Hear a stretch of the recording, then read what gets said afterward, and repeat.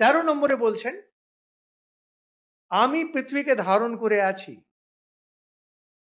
তার ভেতরে ঢুকে ঠাকুর জগদ্ধাত্রীর নামে বলছিলেন, খুব সুন্দর এই কথামৃতে আছে, তিনি না ধরলে জগৎ পড়ে যায়, নষ্ট হয়ে যায়।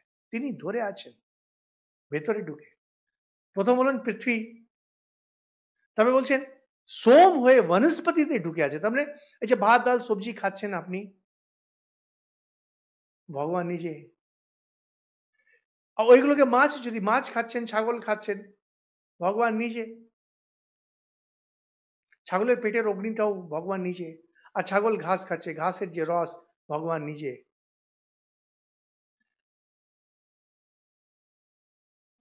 চর্বচস্য যখন নিচ্ছেন, পেটে যখন যাচ্ছে, ওই আগুনটা যেটা হজম করছে সেটা ভগবান নিজে। তার মানে যখন খাচ্ছেন আপনি, আপনি আহুতি দিচ্ছেন। কিসের? সোম। সোমের আহুতি কোথায়? অগ্নিকে। পেটের অগ্নিকে আহুতি দেওয়া হচ্ছে সোম দিয়ে। 4:24, 4 নম্বর অধ্যায়ে, ওম ব্রহ্মার্পণম ব্রহ্ম হবি ব্রহ্মাগ্নো ব্রহ্মণা হতম, এই যে মন্ত্র রামকৃষ্ণ মিশনে যেখানে যান খাওয়ার আগে মন্ত্র পড়া হয়। কেন? কারণ খাচ্ছে পেটের অগ্নি, তো ভগবান নিজে। যেটা দেওয়া হচ্ছে সোম, ভগবান নিজে।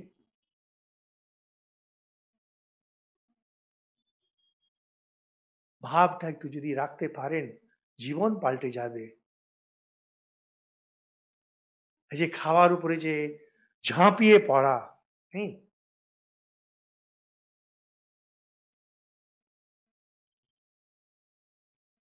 আহার নিদ্রা মেথুন, এই ভাবটাই চলে যাবে আপনার যখন বুঝবেন প্রত্যেকটি খাওয়া হচ্ছে আহুতি, ঈশ্বরের আহুতি ঈশ্বরকে। কিরকম সিস্টেমেটিকলি। আগে বলছে সূর্যের আলো আমি, পৃথিবী যে স্থির হয়ে আছে ফেটে যায় না আমি, এখানে যে গাছপালা ঘাস উঠছে তার যে প্রাণ শক্তি সোম আমি, মানুষের যে হজম শক্তি আমি, খাচ্ছেন যখন ঈশ্বরকে আহুতি দিয়ে দিচ্ছেন ঈশ্বরের মধ্যে।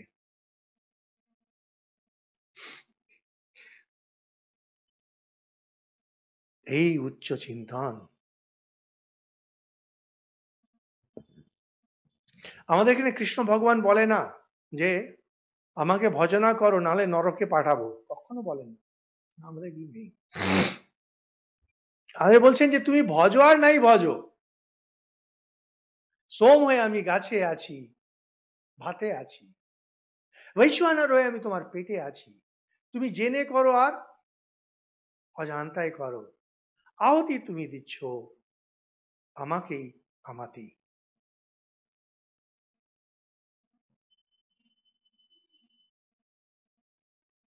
যদি এটা তুমি জেনে যাও, তাহলে সৃষ্টির নাগরদোল্লা থেকে নেমে যাবে। যদি না জানতে পারো, নাগরদোলায় ঘুরতে থাকবে, বাকিটা তোমার ইচ্ছে। ভগবান ওদের কখনো ঢুকবে না।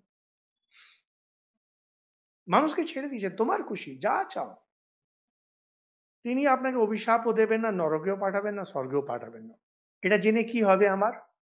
খুব সুন্দর বলছেন, এটা আচার্য শঙ্করের কমেন্ট্রি।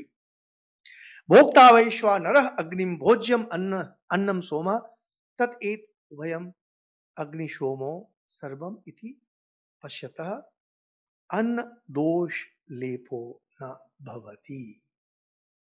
যদি কেউ এটা মনে রাখে খাওয়ার সময় যে ভেতরের অগ্নি ভগবান, আহুতি দেওয়া হচ্ছে ভগবানেরই, তাহলে অন্যের যত রকমের দোষ থাকতে পারে, দোষ ওর আর লাগে না। আমাদের স্মৃতি শাস্ত্র আদিতে অনেক জায়গায় বলা হয়েছে এটা অশুদ্ধ অন্ন, এটা অশুদ্ধ অন্ন, এটা অশুদ্ধ অন্ন। একবার যেমনি আপনি বলে দিলেন ব্রহ্মার্পণম ব্রহ্মবিহি, যার কাছে যাচ্ছে সেটাও ভগবান, যাকে পাঠানো হচ্ছে সেটাও ভগবান। এই বোধ যদি চলে আসে,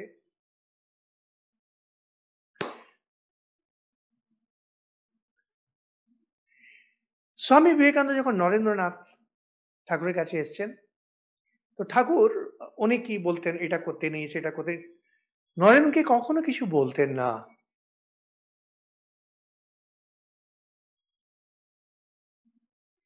নরেনকে বলতেন দাবানল, দাবানল। এখানে কলা গাছ গেলেও পুড়ে যাবে।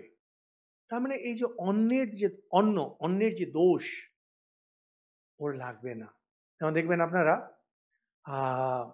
যে আমি ঠিক জানতাম না, আমাদের এখানে কিছু ছেলে পড়াশোনা করে সংস্কৃততে, অন্যান্য সাবজেক্টেও আছে। তো বললো ওদের বাড়িতে এখনো পেঁয়াজ রসুন ঢোকে না। নিশ্চয়ই আপনাদের অনেকেরই বাড়িতে হবে, কারণ পেঁয়াজ রসুন এগুলোকে অন্ন দোষ বলা হয়। মুরগি ডিম এগুলো অনেক হিন্দু পরিবারে এখনো এটা অশুদ্ধ বলে মনে করা হয়। স্বামীজির উপরে কোনোটাই কিছু খাটবে না। কেন? দাবানল, কলা গাছ পুড়ে যাবে। দাবানল মানে তিনি ঈশ্বর জ্ঞানে এমন প্রতিষ্ঠিত রয়েছেন, তার আমিত্ব বলে কখনো কোনো বোধ থাকছে না। আমিত্ব বোধ থাকলে তবেই দোষ হবে। ইয়স্য নাহম কৃতো ভাব আসবে গীতাতে অষ্টাদশ অধ্যায়। যার আমিত্ব চলে গেছে, আমি ভাব চলে গেছে, তার কোনো দোষ থাকে না।